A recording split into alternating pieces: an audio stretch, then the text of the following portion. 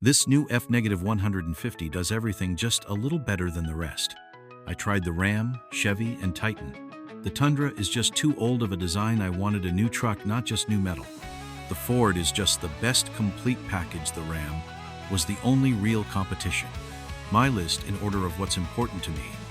Power versus fuel efficiency. Gas engine only, diesel is not convenient.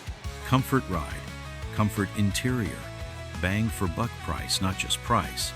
Some electronic features. Aluminum body, I hate rust. Looks has lasted a truck, not a Ferrari. I took delivery of a new 2020 on the 3rd of July. I started to hear some odd noises and slight vibrations in rear end. 10 days in the shop and no closer to a repair. They turned the rotors, then replaced the rotors, then replaced the axle.it. Took Ford nearly a week to authorize axle replacement and ship it to the dealer. All this took 3 weeks. The dealer gave me a loaner sedan, then finally a truck. This is not what you'd expect from a new vehicle.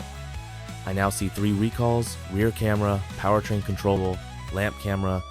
Hope this is not the beginning of a long list or issues due to poor manufacturing, lack of quality control. Love the truckum, better than I thought it would be. But what I don't like is having to spend another $1,000 in aftermarket accessories that really should have been standard with the truck to begin with. Yes, you can have the dealer add them on, but the dealer charge is excessive on those items.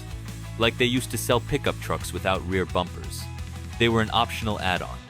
Not kidding. Ford should have included basic versions of these, with an option to replace them with fancier styles. Bed liner. My cost after vehicle purchase, $600. Running boards, Nerf bars, step bars, whatever you want to call them. My cost after vehicle purchase, $300. Rear wheel well liners. My cost after vehicle purchase, $100. Tailgate shock. My cost after vehicle purchase, $15. Organizing tray for center console.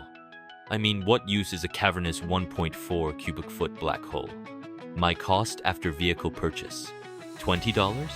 Otherwise, great truck. Bought a 2020 EcoBoost 2.7-liter Super Crew XLT Sport. New from dealership last September. Approx. 2 months later, we drove our first rear passenger, only to find he couldn't open the rear door unless I pressed the unlock button on the driver's door. 2 trips to dealership only resulted in no fix. Annoying. So if I park the truck and shut engine off and leave vehicle, rear passenger cannot get out. Number 2, GPS navigation is horrible. It fails to find businesses by name, doesn't recognize towns by name, chooses long directions with zigzagging through subdivisions. Number 3, you cannot lock in your drive modes, such as Eco or Sport. Each time you start the truck, you have to scroll through drive modes to select Eco. Bought a 2020 F-150 STX. I love this truck. There is nothing about it I do not like. I like absolutely everything on it. 63 years old and had a few trucks. Now I have 2 of them. A 1997 Dually F.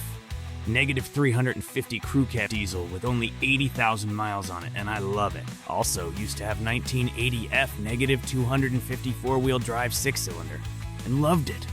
I love this new F-150 four-wheel drive STX truck. Let's start with the moonroof. Absolute waste of time and energy. Who's looking up really? If someone is in the back, who cares? The suspension, I drove on a bit of a bumpy side road and the truck bounced all over the place. A car would have been smoother. Tires, soft and weak. Let's get to the good stuff. The 10-speed tranny, a complete and utter failure. It shifts all the time, jerking the truck and hesitating everywhere. It shifts like you're driving a random oil tanker. They make the truck slow and irresponsive unless you absolutely bury your foot in it. No cruising casually. It feels like you're driving a tub full of water. I feel unsafe because the truck is always doing something, I think, and react faster than this tranny and truck. The 2016 F-150 used to be a rocket in sport mode. Now it's a lame slug that hesitates all the time, a jerky mess.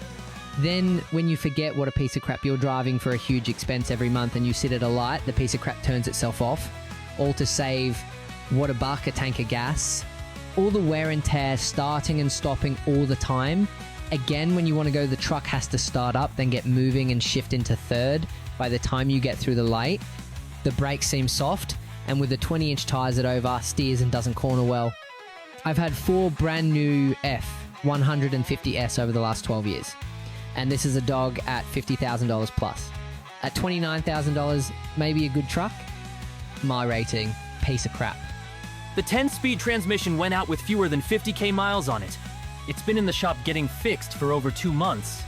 They had to go through the procedures before finally coming to the conclusion it needed a new transmission.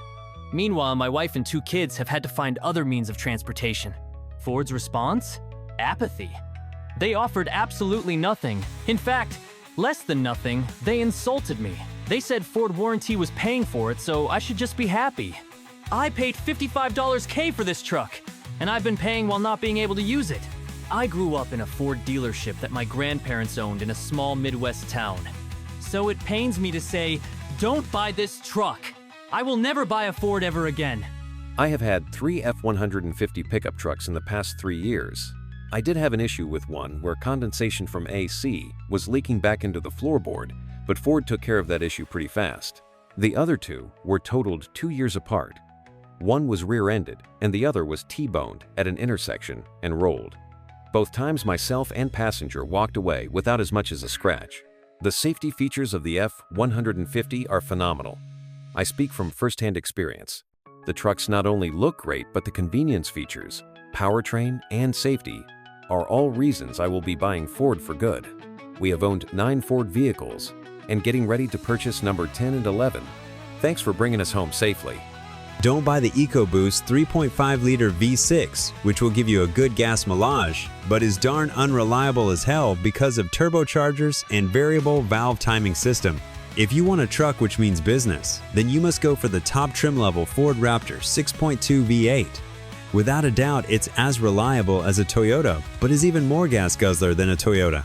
So in my opinion, you must go for the F-150 V8 if you want pinnacle of trucks with utmost importance to its towing capacity and reliability. Be aware it won't come cheap. If you want cheap, get an used one with a detailed quality check of the vehicle, including its mechanical and electrical parts. If you want a cheaper but a good truck, then some examples of it are Toyota Tundra, Toyota Hilux, Nissan Titan, Volkswagen Amarok NAV6, Diesel, and Mercedes-Benz X-Class 4.0 NAV6. Dodge Ram 1500 is a good V8 truck, but it is way expensive to maintain and it almost like a luxury car. If you want a rugged-looking luxury car with a deck, then buy that thing. Otherwise, for towing purposes, then don't buy it. Gas mileage is good, 22 give or take a few on the road. The power to pull is strong, 3.5 EcoBoost. The ride is a little rough, I guess, because it is 4-wheel drive, the first one I've had. Good-looking truck. After about 20,000 miles, I had to bring it in because of rough shifting between 3 to 4 G ears and 7 to 8. Ford reprogrammed the transmission, and it seems to have solved the issue.